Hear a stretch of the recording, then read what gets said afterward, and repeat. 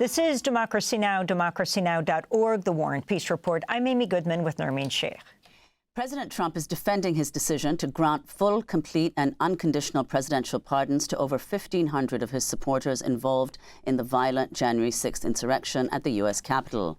Trump also commuted the sentences of 14 members of the Proud Boys and Oath Keepers, including Stewart Rhodes, the founder of the Oath Keepers, who'd been convicted of seditious conspiracy.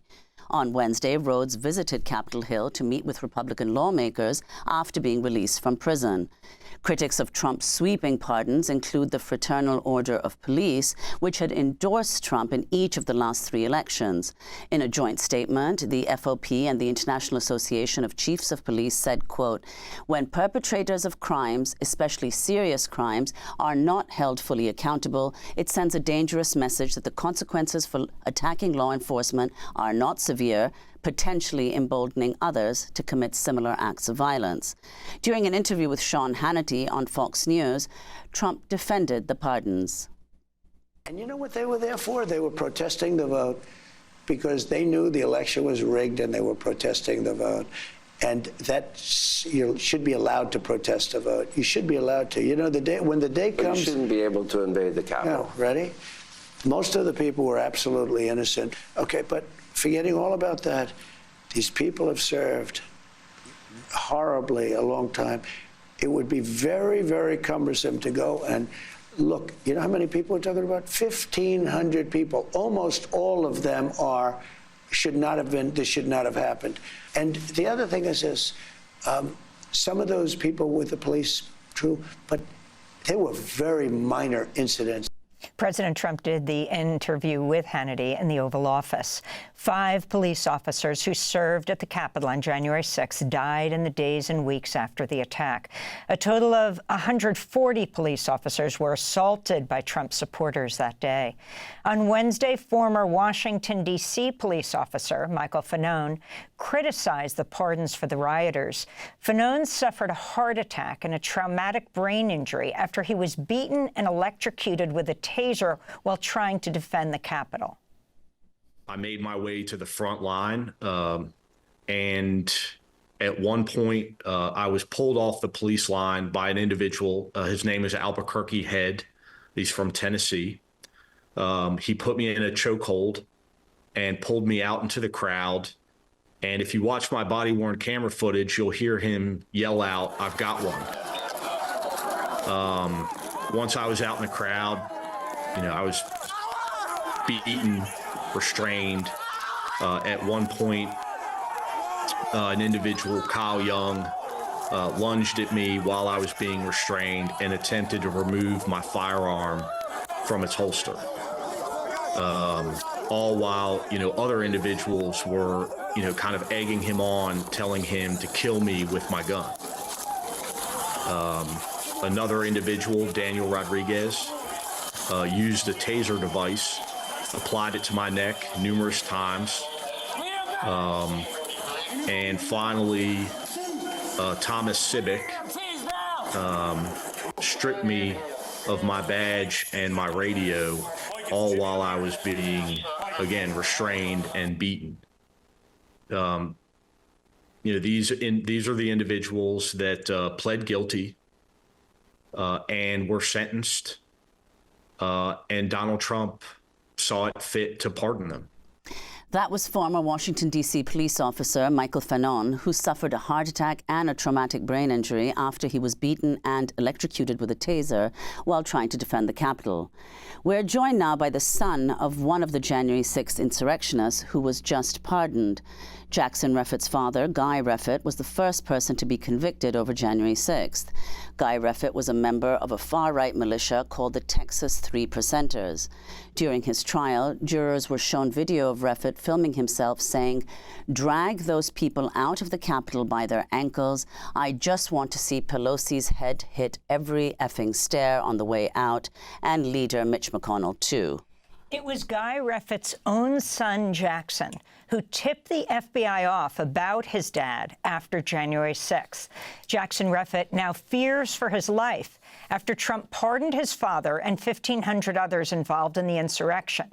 Jackson has already received numerous death threats. Jackson Reffitt joins us now from an undisclosed location.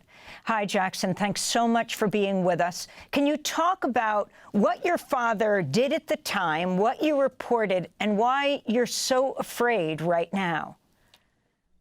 Well, at the time, my father was really getting into all this, 3% or militia movement following the events of 2020 leading into 2021.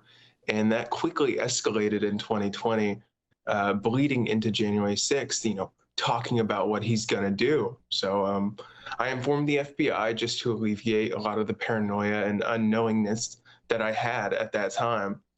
And I didn't realize it, but until January 5th, when he left, I did not know he committed to going to something like January 6th, and he was already on the way. And he then stormed up the Capitol steps with body armor, zip cuffs, and a handgun on his side, and came home clicking his heels in joy and validation over what had happened. And it was a terrifying moment in my life to think that happened and happened to our family. It's unreal to even think about now. So, Jackson, how do you understand why your father was drawn to these groups? I understand it to be, the fear-mongering that the Trump administration really put on these people. I understand capitalism can atomize people and families and make them feel so alone and destroyed. But, post-2016, my family really had a huge crisis when the price of oil collapsed. My father lost his job from overseas.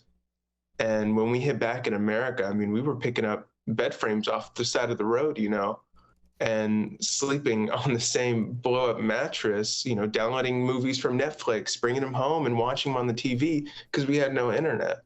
And leading from the Trump administration from 2016 onwards, my father really gripped onto what Trump was saying, really gathered what he was offering and trying to give to my family. Of course, that only led to him running up the steps of the Capitol with a gun on his waist and years in prison. But, I understand it to be that he was trying to defend my family and do what he thought was right, but, that inevitably led to what it is now. Well, and Jackson, but following this pardon, you said that, quote, I can't imagine what he's going to be willing to do now. It could get a whole hell of a lot worse. Explain what you fear might happen. So to look at how I'm feeling now, we have to look back post January 6, 2021, is my dad came home more proud than ever for doing something that a man who never knew he existed told him to do. And now he knows he exists.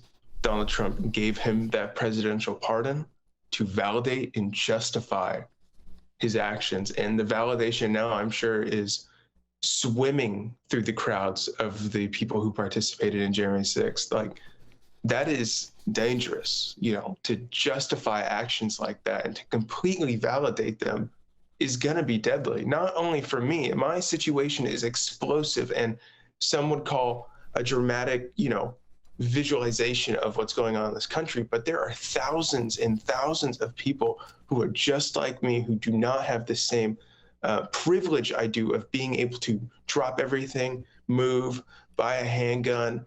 All this stuff is very lucky for me to have the opportunity to secure myself.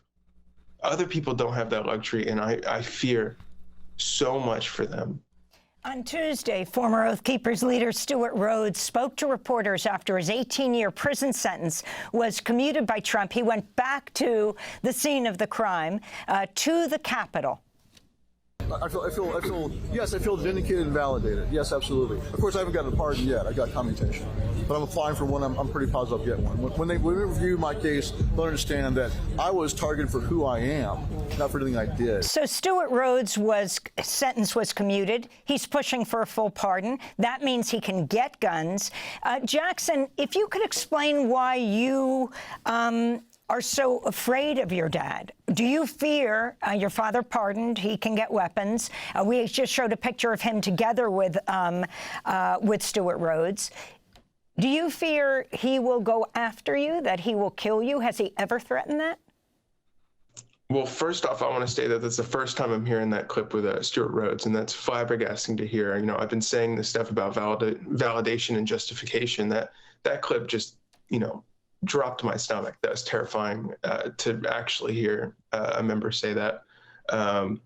But when it comes to my father, yes, of course, I'm terrified of all this stuff. I have nothing but paranoia and unknowingness about what's going to happen in the future, other than what I've heard and witnessed and seen my father and my mother get further and further radicalized throughout these years. I was ignorant when I was 18 when all this happened to think that prison would distance himself from these militias. And his final testimony to the judge, he begged and pleaded that he was never going to participate in this far-right militia nonsense, but he's just been isolated and put into an echo chamber of these people that are going to validate and justify him. So I have no idea what my father is thinking right now. He can say whatever he wants, but his actions are the real thing that matter, and his actions have not shown any sort of growth. It has shown a further and further hole, a rabbit hole. You know, I love my father deeply, but this is not a healthy thing to dive into. I want to bring another guest into this conversation to talk more about Trump's January 6 pardons. We're joined by former FBI Special Agent Mike German, who once worked undercover in white supremacist and militia groups. He's a fellow with the Liberty and National Security Program at the Brennan Center for Justice at NYU Law School.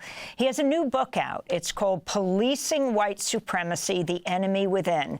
Mike German is joining us from San Diego. Mike, welcome back to Democracy Now! As you listen to Jackson, and we look at who was on those steps and inside the Capitol, particularly the violent people. On the one hand, you have 140 officers who were injured. You have 5 who died in the days that followed, 2 by suicide, another after being gassed. You have the ones that were so seriously injured, like Fanone.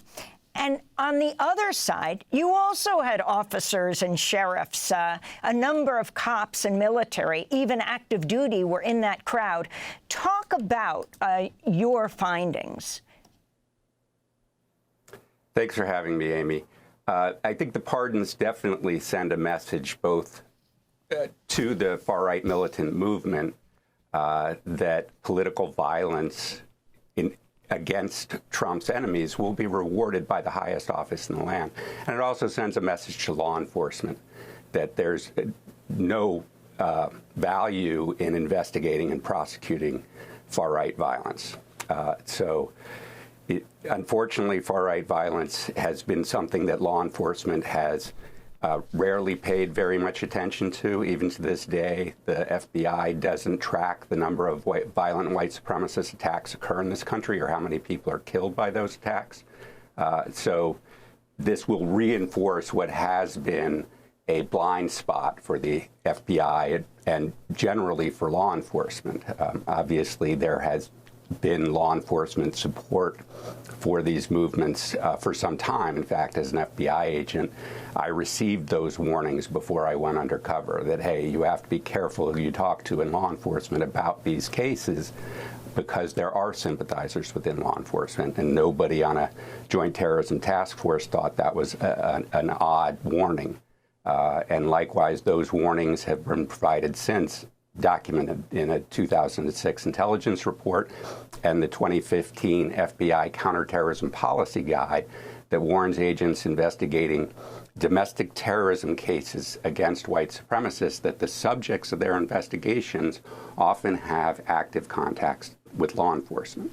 So this is a problem that's long been understood within law enforcement, but we don't have a national program designed to identify those officers and protect the public from them. Mike German, so is that the explanation for why, as you said, that white supremacist violence is deprioritized by the FBI and other government agencies? The reason is that they are complicit. There are people within the FBI and these agencies that are complicit with white supremacists? Not just that, but the white supremacy infects all of our institutions.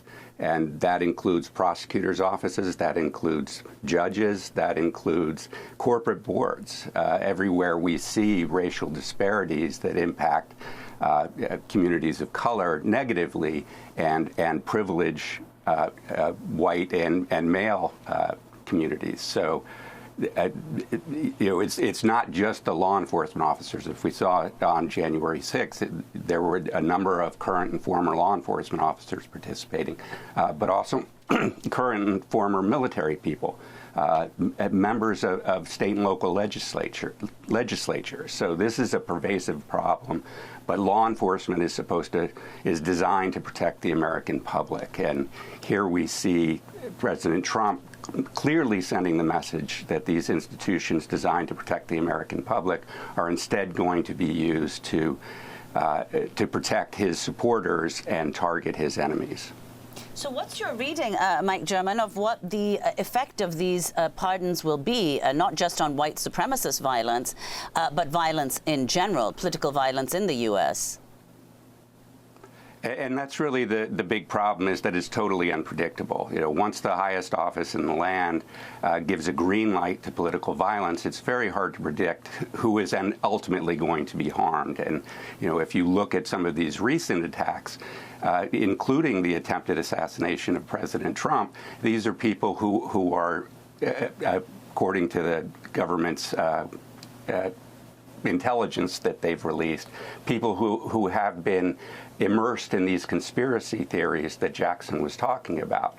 And it's all, even when I was in the movement, it was very hard to predict how any one piece of news would be interpreted in this group that has a very different sense of reality than the general public.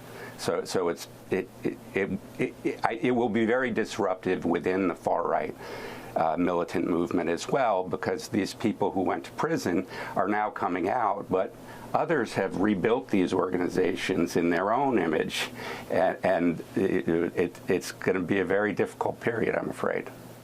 I wanted to end with Jackson. Jackson, you're in an undisclosed location now. Your mother and sisters sided with your father. Only you and your boyfriend know exactly where you are. Your boyfriend, transgender. On his first day back in office, President Trump also moved to roll back protections for the transgender community. Do you think that LGBTQ and transgender issues also drives your father in your fear of what he could do to you?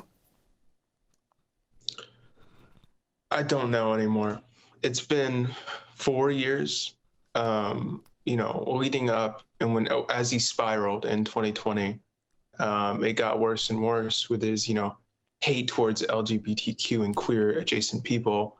But, seeing my own mother not be able to handle it, as she also delved into this far-right agenda that she pandered to and fed into, I can't imagine how far my father has gotten. I'm terrified to even confront him about it, because I don't know anymore, and I don't want to be hurt like that. I can handle, their frustrations and their anger and how sad they are with me. I want to be there with them with that.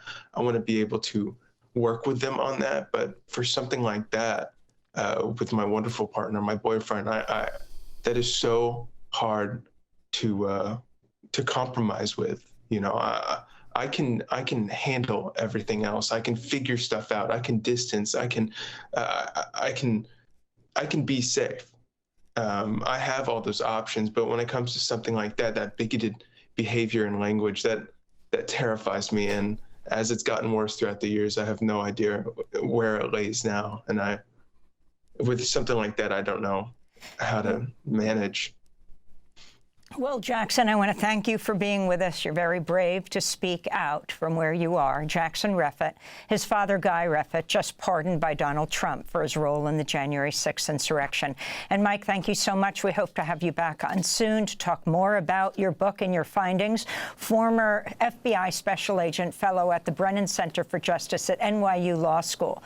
Mike Brennan's new book is called Policing White Supremacy: The Enemy Within.